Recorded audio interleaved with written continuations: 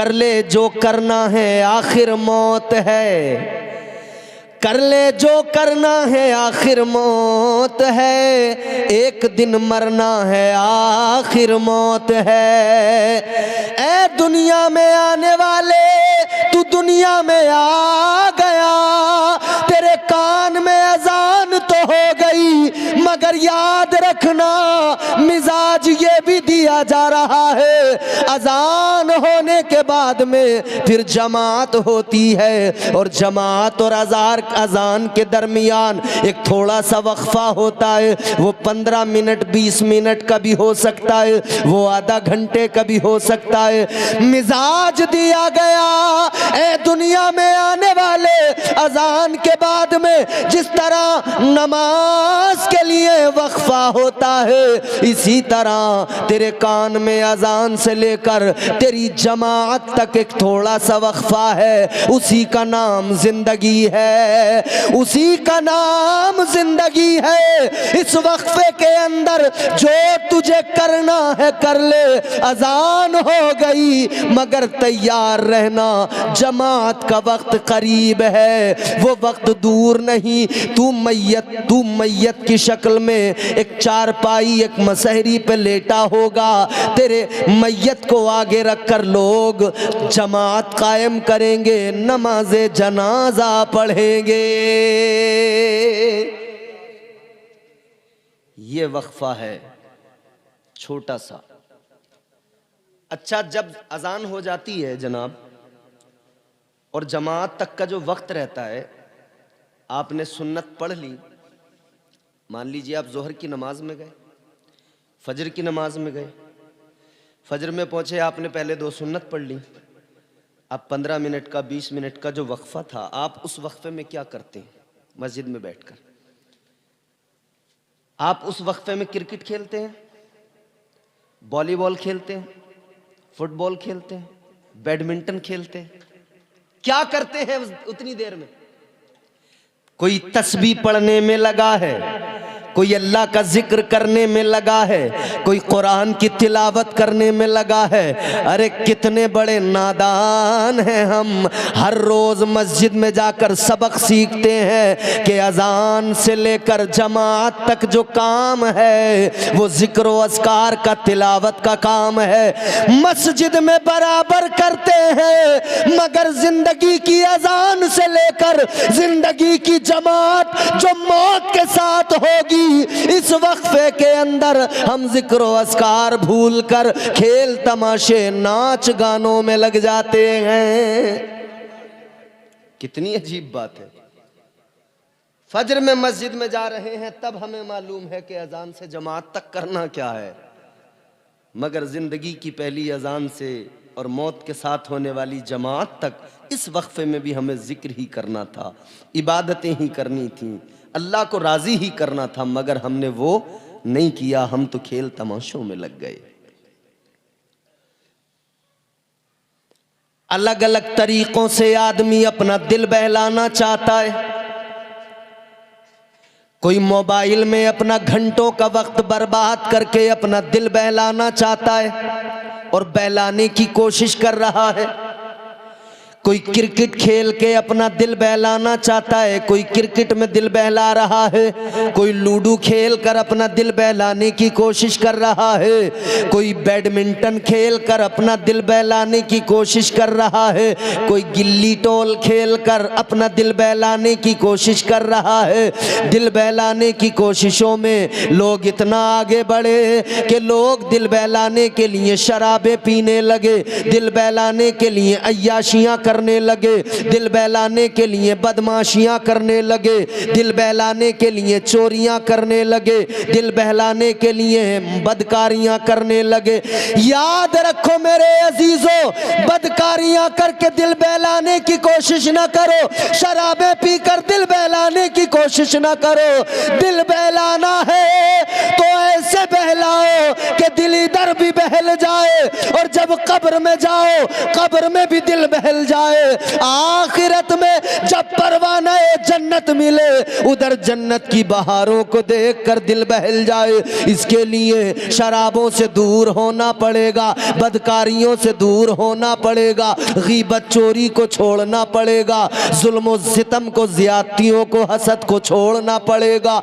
दिल बहलाना है तो अल्लाह का जिक्र करो, दिल बहल जाएगा। दिल बहलाना है तो कुरान की तिलावत करो, अल्लाह की कसम दिल बहल जाएगा।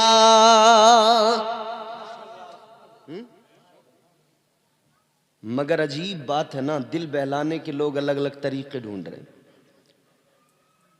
एक 20 साल का नौजवान, 25 साल का नौजवान किसी दीवार पर जकंद मार के अपना दिल बहलाना चाहता है। आप समझ रहे होंगे मेरी बात,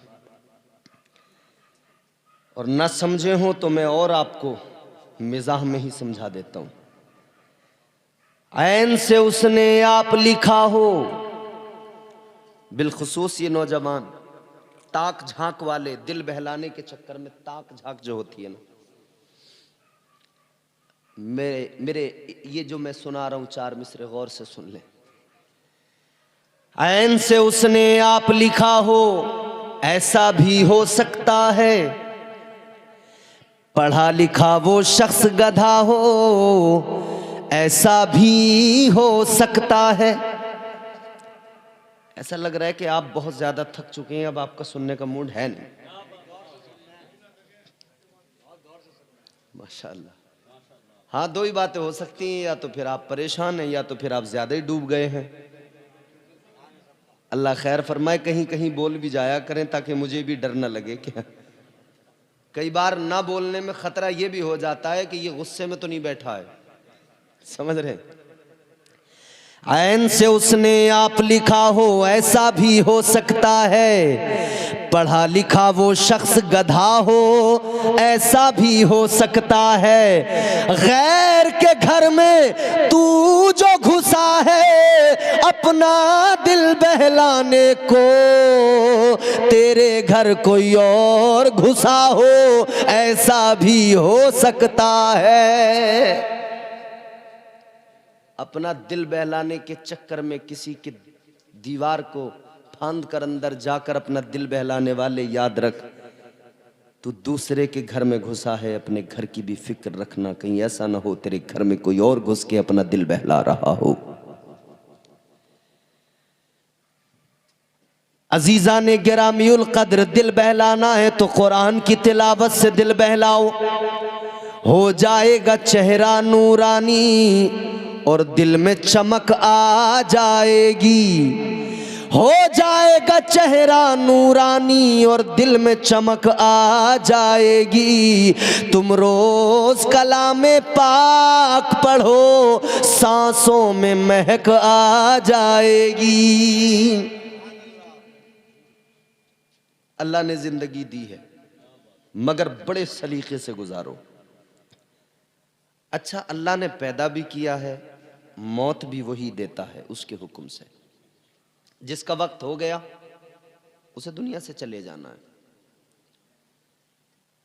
हमारे दिल के अंदर बड़ी ख्वाहिशें होती हैं, वो जिसका इंतकाल हो गया है, कहीं भी किसी भी जगह पर कोई भी शख्स जो दुनिया से जाता है, उसके दिल में भी बड़ी ख्वाहिशें थीं, मैं दुनिया में ऐसा करूं, वैसा करूं, ये करूं, वो करूं।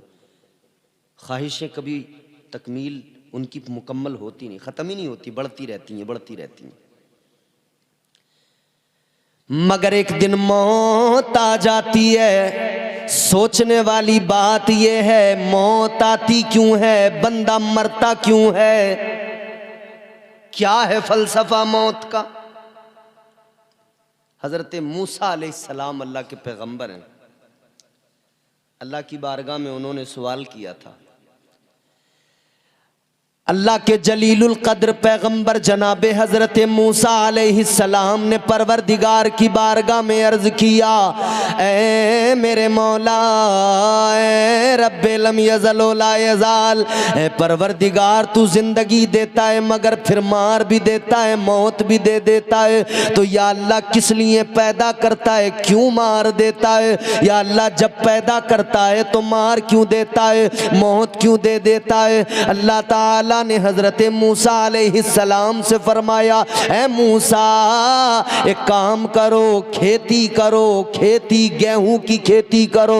हजरत मूसा अलैहिस्सलाम को हुक्म रब मिल गया, गेहूं की खेती करो। हजरत मूसा अलैहिस्सलाम ने खेत तैयार किया, जमीन हमवार की, दाना जमीन में डाल दिया, जमीन में गेहूं के दाने डाल दिए गए।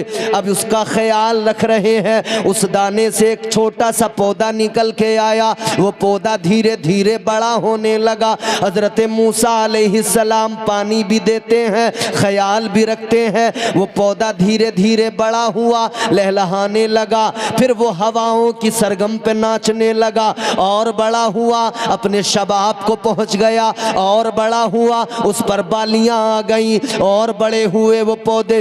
उन बालियों में फिर क्या हुआ, अल्लाह ने दाना डाल दिया, बालियों के अंदर दाना, एक दाने में एक दरख्त निकला, एक पौधा निकला, लेकिन उस पर अल्लाह ने कई बालियां लगाई, एक एक बाली के अंदर कई कई दाने आए। अजीजाने गिरामियुल कद्र गौर से सुनो मेरी बात, बालियों में दाने आ गए, फसल बिल्कुल तैयार हो गई, फसल बिल्कुल पक गई। हजरत मूसा अलैहिस्सलाम ने अब फसल को काट लिया, गेहूं काट लिए, काटने के बाद में गेहूं अलग कर दिया, भूसा अलग कर दिया। अल्लाह ताला ने फरमाया, ऐ मूसा मैंने तुम्हें खेती करने का हुक्म दिया था, मैंने तुम्हें फसल उगाने का हुक्म दिया था, तुम्हें ये कहां से दिमाग में बात आई कि तुमने इसको काट भी दिया, दाना और भूसा दोनों अलग कर दिए। अर्ज करने लगे, मौला ऐ मेरे परवरदिगार, जब तक ये पौधा छोटा था तब तक मैंने इसको नहीं काटा,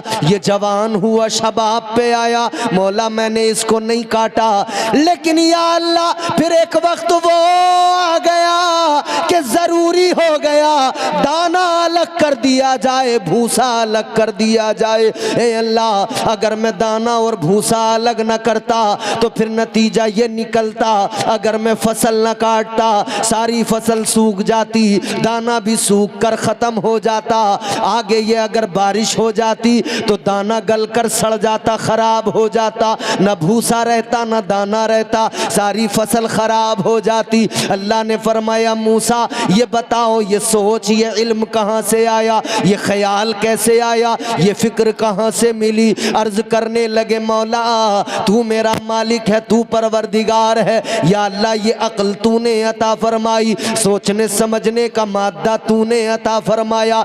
ऐ परवरदिगार ये समझ तूने अता की, ये फहम फरासत तूने अता की। अल्लाह ने फरमाया, ऐ मूसा मेरी अता करदा फहम फरासत की बुनियाद पर तुम इतना जान गए कि जब वक्त आए तो दाना और भूसा अलग कर देना चाहिए, तो मैं तो तुम्हारा रब हूँ, मैं तो कायनात का खालिक हूँ, मैं तो सबसे बड़ी ताकत हूँ, मैं तो सुपर पावर हूँ। ऐ मूसा तो फिर मैं भी तो जानता हूँ कि कब जिस्म के भूसे को, रूह के दाने को अलग करना है, वक्त आता है मूसा, मैं जिनको दुनिया में भेजता हूँ वो अपने शबाब को पहुँचते हैं, लेकिन मूसा फिर वक्त आता है मैं जिस्म को रूह से अलग कर देता हूँ। जिस्म मिट्टी का है, मिट्टी के अंदर दबा दिया जाता है, वो भूसा ही बन जाता है, मिट्टी में मिलकर मिट्टी बन जाता है। अल्लाह फरमाता है ये तुम्हारे परवरदिगार की हिकमत है, ये तुम्हारे रब की कुदरत है।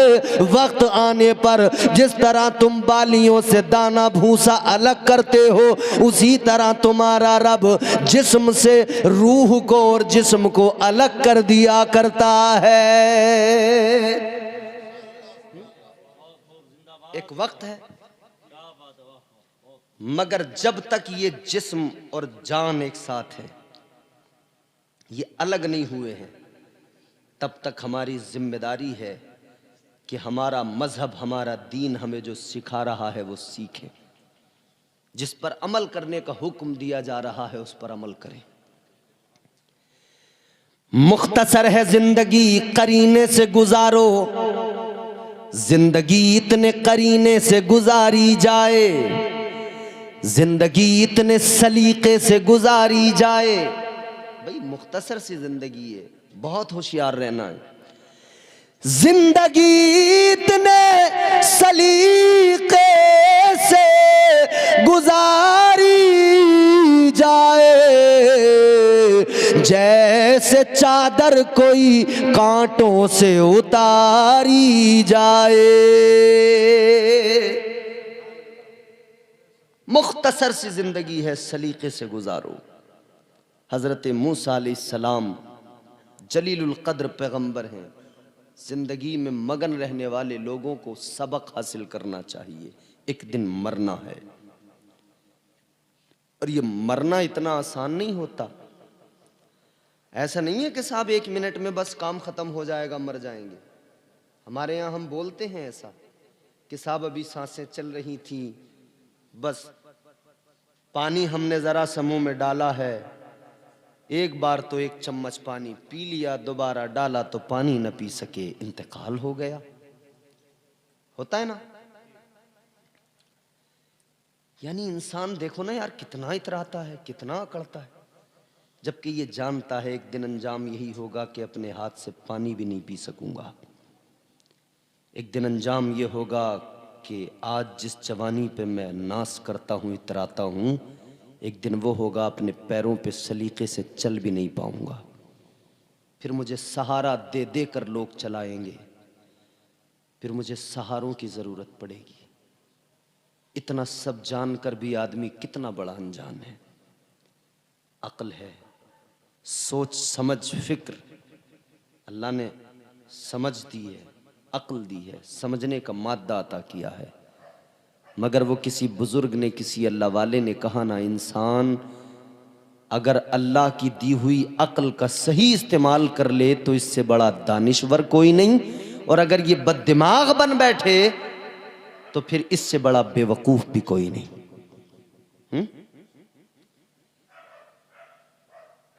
मैं 12 सुनाता हूं। अल्लाह ने जिंदगी दी है, मौका दिया है, उसका शुक्र अदा करते हुए जिंदगी गुजारो और रब को राजी करो, अपने रब की पहचान करो। रब हम पर बड़े एहसान फरमाता है। बेवकूफ ना बने, अक्लमंद बने। अल्लाह बड़ा प्यार करता है। कितना फरमाया गया, अल्लाह ताला अपने बंदों से 70 माओं से ज्यादा मोहब्बत फरमाता है। कितनी? ए बेटा, अपनी अम्मा से मोहब्बत करते हो? तुम्हारी अम्मा तुमसे ज्यादा तुमसे मोहब्बत करती हैं। इतनी करती हैं, इतनी करती हैं कि तुम उसका हक अदा नहीं कर सकते। मगर जितनी तुम्हारी अम्मा, हमारी माएँ हमसे मोहब्बत करती हैं ना, ये क्या, ऐसी 70 माओं की मोहब्बत मेरा परवरदिगार अपने बंदे से फरमाता है। एक अल्लाह वाले, एक पीर दरवेश, सच्चे बुजुर्ग, कोई उनकी बारगाह में कोई मुरीद बैठा था, उनका सच्चा मुरीद, सच्चा पीर, सच्चा मुरीद। आजकल तो पीर भी जाली, मुरीद भी जाली। पीर भी एक नंबर का मक्खार, मुरीद उससे बड़ा मक्खार।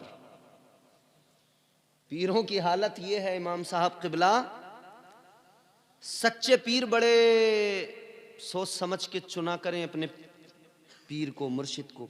आजकल जाली, नकली, फर्जी, डालडा माल बहुत है मार्केट में।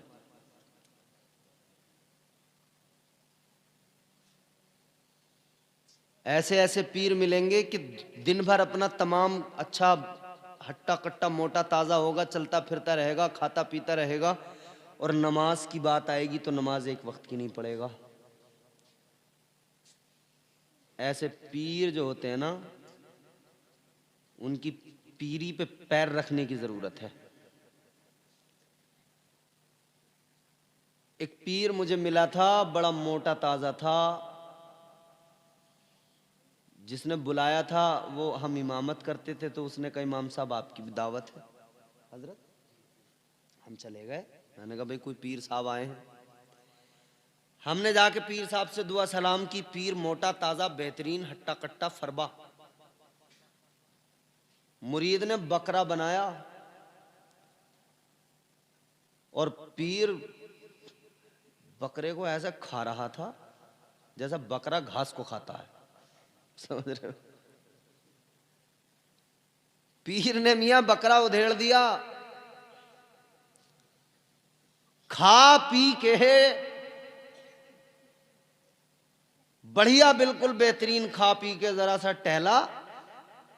और जब जोहर की अजान हुई ना, जैसी ही अजान अल्लाहु अकबर अल्लाहु अकबर, उधर मस्जिद में अजान हुई, इधर पीर साहब ने अपना मौसम बनाया। अजान मुकम्मल हुई, पीर चारपाई पे लंबा लंबा। मैंने कहा भाई पीर साहब अजान होते ही लेट गए, हो सकता है 5-10 मिनट के लिए लेटे हों, फिर उठ के नमाज पढ़े। मैंने जो देखा तो पीर लेट के नियत कर रहा है अल्लाहु अकबर, चरपाई पे लेट के।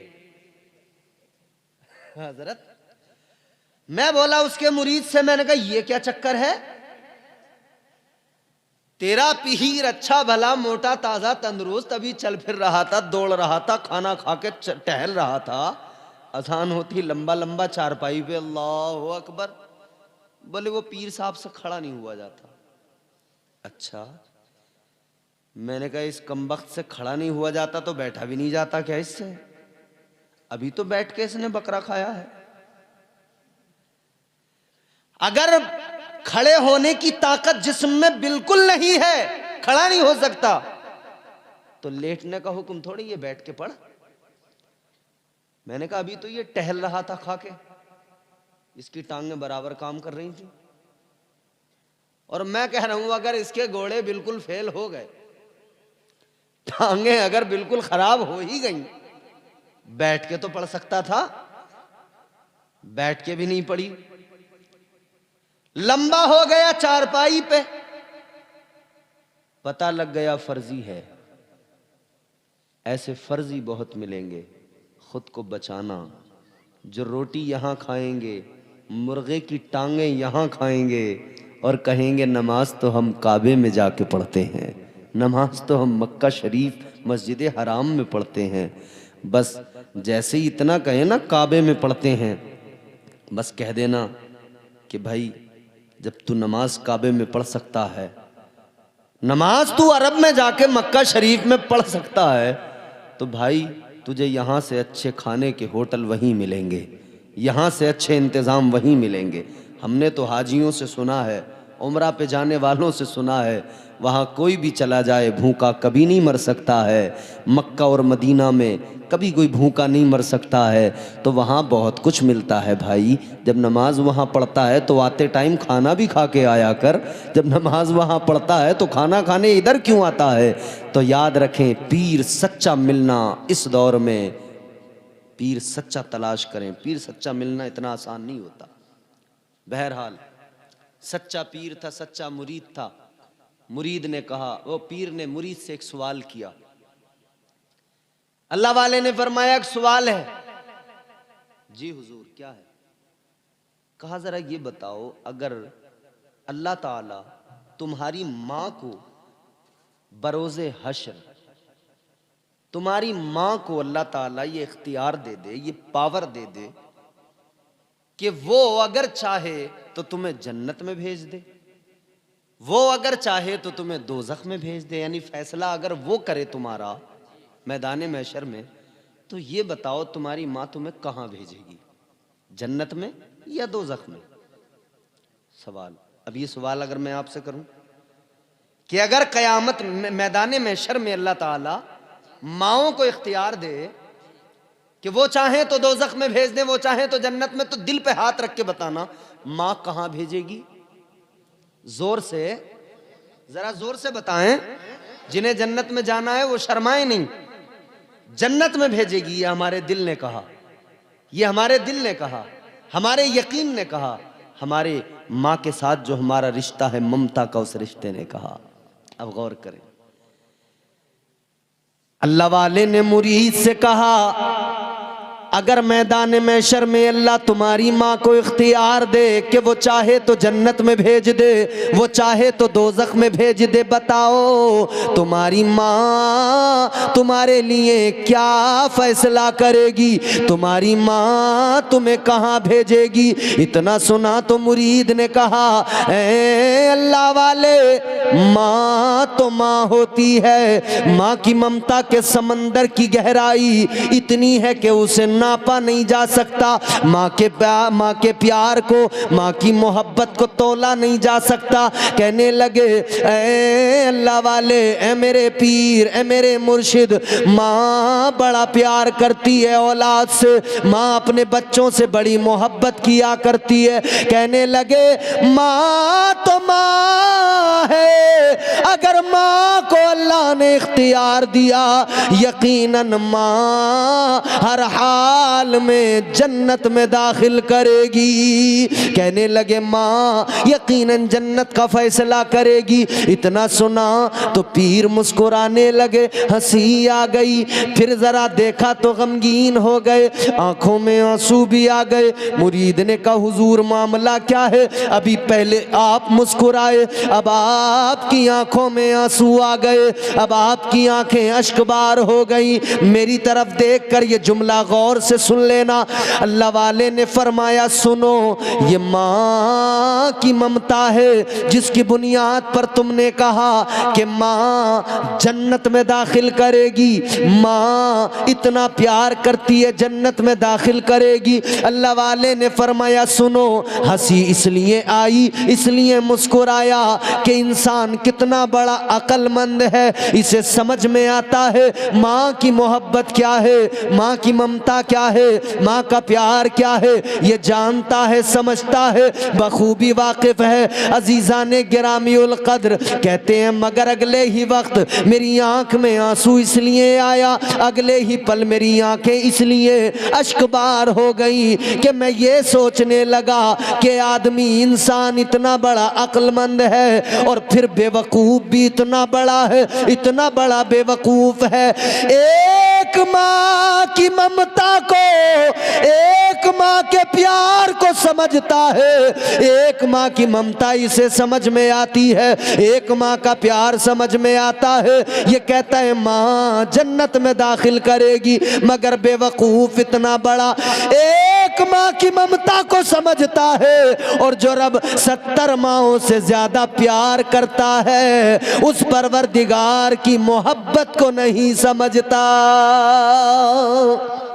नारे तकबीर, नारे रिसालत, मस्तके आला हज़रत, लगाए सुन्नत, इश्क मोहब्बत, प्यार मोहब्बत, प्यार मोहब्बत। एक माँ की मोहब्बत को बंदा समझ रहा है, उस पर एतमाद है, भरोसा है कि मेरी माँ मुझे जन्नत में भेजेगी।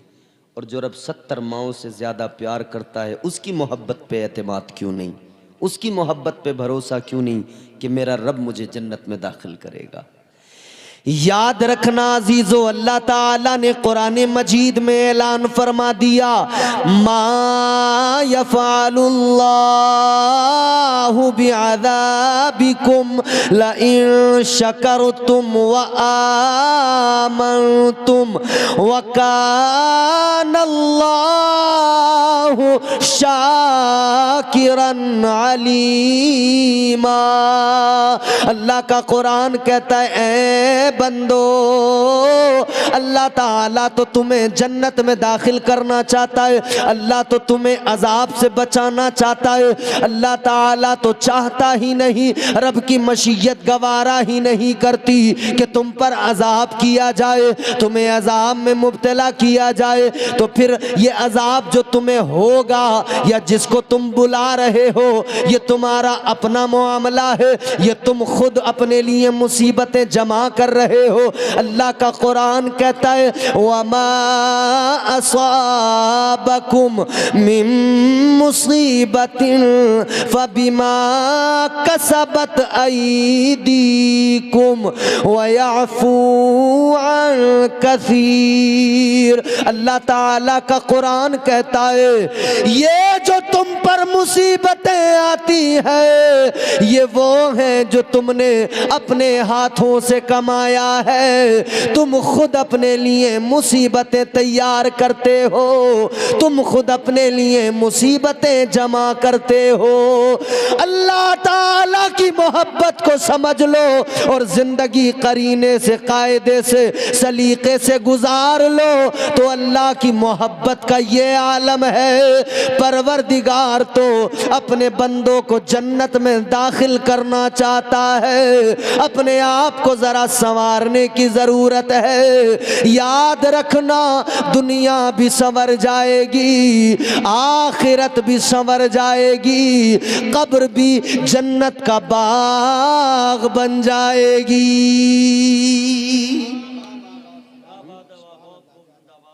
मगर पहले अपने आप को जरा बेहतर करें, पहले अपने अंदर झांक कर देखें हम क्या हैं।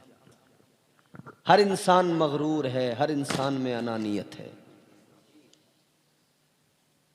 शराब आम हो गई, जुआ आम हो गया, नशा आम हो गया।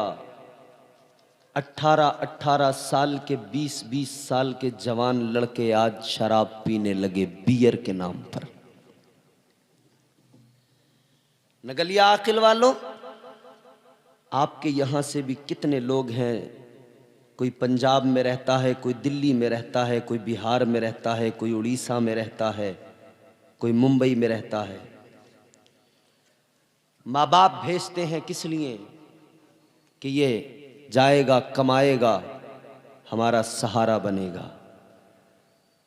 कितने ऐसे जिन्हें बुरी सोहबतों ने तबाह कर दिया, बर्बाद कर दिया। घर से कमाने के लिए गए थे, शराबी बन के लौटे। घर से कमाने के लिए गए थे, शराबी बन के लौटे, जुआरी बन के लौटे, नशेड़ी बन के लौटे। गलत सोहबतों ने बर्बाद कर दिया, तालीम की कमी ने बर्बाद कर दिया, फिक्र बेदार न हो सकी, शऊर बेदार न हो सका, गलत संगतों ने बर्बाद कर दिया। अच्छा, ये दोस्ती का जो चक्कर है ना, ये भी बड़ा खतरनाक है। 25 साल तक ये दोस्त पीछा नहीं छोड़ते, दोस्ती के स्टेटस लग रहे हैं मोबाइलों में, दोस्त के लिए जान दे देंगे, दोस्त अगर आधी रात पुकारे चले जाएंगे। और होता भी है। दोस्त के पास बुलेट है ना, किसी दोस्त के पास अगर बुलेट है दूर दूर भी, तो फिर आने दो कोई शादी अपनी रिश्तेदारी में, दोस्त की बुलेट लेके फिर जाएंगे। देखो, दोस्त की बुलेट है और उड़ना इनका देखो, ये उड़े उड़े फिर रहे हैं। पल्सर मांग के लाए हैं, मगर उड़ना इनका देखो, अपने आप को रामपुर का नवाब समझ रहे हैं। दोस्तों की संगतों ने इतना बर्बाद किया, 25 साल खराब हो गए, न पढ़ सके, न तालीम हासिल कर सके, न कुछ और कर सके। अम्मा अब्बा परेशान। जब ज्यादा परेशान हुए तो फिर किसी ने मशवरा दे दिया, ये दोस्तियां, ये यारियां तभी छूटेंगी, इसका निकाह कर दो, इसकी शादी कर दो। तो अम्मा अब्बा ने कहा चलो भाई इसकी शादी करो। उन्होंने सोचा था शादी कर देंगे तो ये दोस्त यार जो है सब छूट जाएंगे। माँ बाप ने शादी कर दी, दोस्त यार तो छूट गए, मगर मेम साहब जो आई वो बड़ी खतरनाक निकली। उन्होंने आके घर में महाभारत शुरू कर दी। अम्मा अब्बा फिर परेशान। 25 साल तक तो दोस्तों ने परेशान रखा, शादी हो गई तो मेम साहब आ गई, उन्होंने परेशान रखा। कुल मिला के माँ बाप बुढ़े हो गए, सुकून न मिल सका औलाद से। क्यों? माँ बाप की इसमें सबसे बड़ी कमी ये थी कि जब वो बच्चा तेरी आगोश में था, माँ की आगोश में था, तब माँ उसकी तरबियत नहीं कर पाई। जब वो बाप की उंगली पकड़ के चलना सीख रहा था, तब बाप उसकी तरबियत नहीं कर पाया। तरबियत ना करने का नतीजा ये निकला कि तुमने एक बेटे की तरबियत नहीं की, उसके सबब तुम्हारी पूरी जिंदगी मुश्किलों भरी हो गई।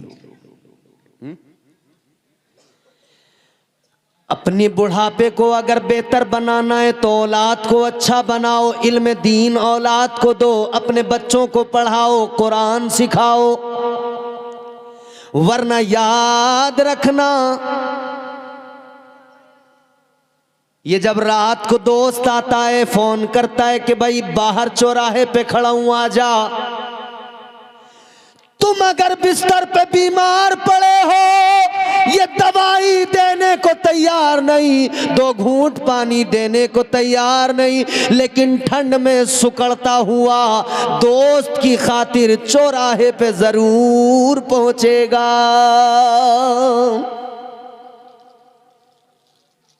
ये दोस्तियां, ये संगतें, इन्होंने किसी को शराबी बनाया, किसी को कबाबी बनाया। अब आप कहोगे कि साहब दोस्ती करनी नहीं चाहिए। हाँ, करनी चाहिए। मैं मना कब करता हूं? नहीं करनी चाहिए। दोस्ती करनी चाहिए, मगर किससे, ये बात काबिले गौर है।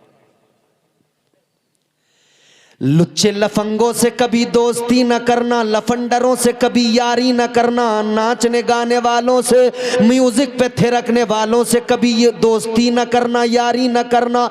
ऐ मेरे प्यारो, अगर तुम्हें दोस्ती करने का शौक है, अगर तुम्हें दोस्ती करने में ज्यादा इंटरेस्ट और लगाव है, तो अपनी मस्जिद के इमाम से दोस्ती कर लो, अपनी बस्ती के हाफिज़े कुरान से दोस्ती कर लो। ये दोस्ती जो तुम इमाम से करोगे, आलिम से करोगे, हाफिज से करोगे, कारी से करोगे, ये दोस्ती इतनी काम की होगी, जब भी तुम अपने दोस्त के पास यानी हाफिज कुरान के पास आके बैठोगे, वो तुम्हें कभी ना कभी कुरान की तिलावत करता मिलेगा, वो तुम्हें कुरान की आयतें सुनाएगा। तुम किसी आलिम से दोस्ती करोगे, वो तुम्हें अल्लाह के नबी की हदीसें सुनाएगा, वो तुम्हें कुरान की आयतों के मफहूम सुनाएगा। ए दोस्ती करने वालों, उलमा से दोस्ती करो। उलमा की दोस्ती तुम्हारी दुनिया को बेहतर बनाएगी, तुम्हें आखिरत की तैयारियां सिखाएगी। तो अक्लमंद आदमी वो होता है जो अपने दोस्त को सोच समझ कर चुने, और ऐसा दोस्त चुने जो उसके काम आए, जो उसे फायदे की बात बताए। कौन बताएगा फायदे की बात? ये उलमा बताएंगे, जिनके सीने में इल्म कुरान है, मुस्तफ़ा जान रहमत की तालीमात जिनके सीने में है। ये मेरे हुजूर की तालीमात ही इंसान को उसके मनसब तक और उसके, और इंसान कोई ऐसा नहीं है कि इंसान का मनसब ये है, इंसान का ओहदा ये है कि अल्लाह ने इसे अशरफुल मखलूकात बनाया है। मगर मामला क्या है जानते हो ना? अल्लाह ने इसे साथ साथ आजमाइशों में भी डाला है। अल्लाह ताला ने इंसान को अशरफुल मखलूकात बनाया, मस्जूद मलाइक बनाया, मस्जूद मलाइका बनाया, मगर इसकी आजमाइश ये कि आजमाइशों में अल्लाह ने देखो कैसे डाला, दुनिया में भेजा ना, तो अल्लाह ने नफ्स साथ रखा, शैतान भी बहकाने के लिए लगा हुआ है। अब यहाँ इम्तिहान है, यहाँ आजमाइश है, यहाँ आजमाइश है। ये अपने आप को बचाएगा या नहीं, अपने नफ्स पे कंट्रोल करेगा या नहीं। कहीं ऐसा तो नहीं कि दुनिया की रंगीनियों में गुम हो जाएगा, दुनिया की रानाइयों में खो जाएगा। और अल्लाह ने फिर देखो करम भी कितना किया, आजमाइश में भी डाला, आजमाइश में भी डाला, और करम कितना। अल्लाह ताला ने आजमाइश में डाला तो करम भी इतना फरमाया, तौबा का दरवाजा भी खोल दिया। ऐ बंदे, अगर शैतान के बहकाने पर तू बहक गया और गुनाह तूने कर लिया तो तौबा का दरवाजा खुला है, वापस आ जाना, तौबा कर लेना, रो के आंसू बहा देना, तेरा रब तेरे गुनाहों को मुआफ फरमा देगा। तू तौबा कर लेना, तौबा का दरवाजा खुला है। और देखो एक ये कर्म हुआ। अच्छा कर्म देखें, फिर अल्लाह ने अंबिया भेजे, रसूल भेजे, और फिर हम गुनहगारों के लिए अपना प्यारा महबूब भेज दिया, हिदायत के लिए, रहनुमाई के लिए। सबसे बड़ा करम अल्लाह का, सबसे बड़ा फजल, उसने अपना प्यारा महबूब भेज दिया। बंदो अब सुनो, मिजाज अल्लाह ताला ने दिया, फिक्र अल्लाह ने बेदार की।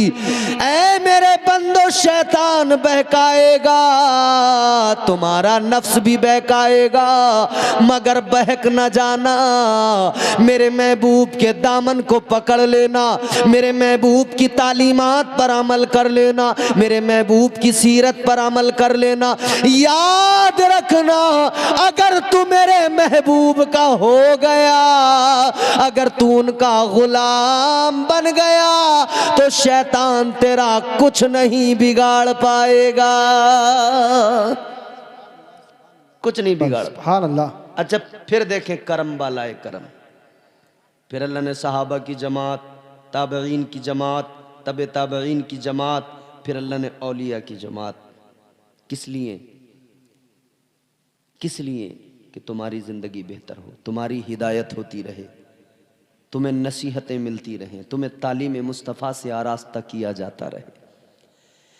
अल्लाह ताला का फजल देखो, अल्लाह ताला ने प्यारा मजहब इस्लाम यानी प्यारा दीन अता फरमाया, अपना पसंद किया हुआ।